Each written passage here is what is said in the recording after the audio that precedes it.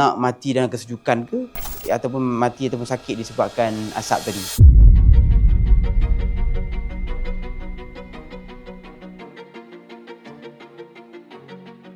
Memang kita kalau sebut padang pasir ni, yang tak pernah pergilah tengok cerita-cerita Arab kan, mesti kita terbayang dia panas terik kan, memang jadi fata morgana yang nampak macam ada air, lagi-lagi tak ada. Itulah dalam filem kan kita tengok kan. Itu memang ada, tapi dia musim panas lah. Tapi kita jangan lupa Arab ni dia ada musim sejuk dia. Dan kedua-dua ekstrim. Tapi yang lebih struggle rupa-rupanya bila datang musim sejuk. Sebab musim sejuk dia pun akan ekstrim sangat-sangat.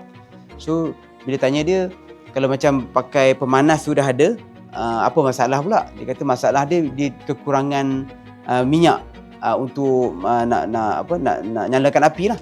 So kalau tak ada minyak, dia kata kami terpaksa pakai, ni seorang ibu cerita, satu saya interview dalam kemah.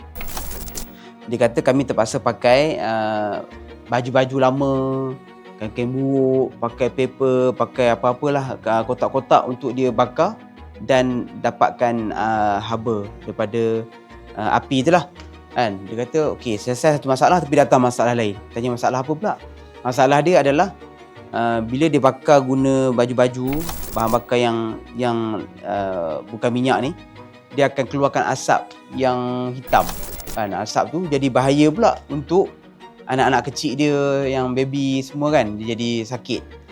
So dia orang dalam dilema lah, nak mati dalam kesejukan ke ataupun mati ataupun sakit disebabkan asap tadi. Yang di Yaman baru ni, dia orang masalah yang sama juga. Dia duduk dalam dalam kesusahan dalam kemah tu dengan serba kelengkapan tak cukup kan. Bayangkan kalau datang musim sejuk dengan badan dia kurus kan, badan pun tak ada lemak sebab tak cukup makan. Jadi macam mana dia orang nak hadapi musim sejuk yang sangat-sangat menggigit.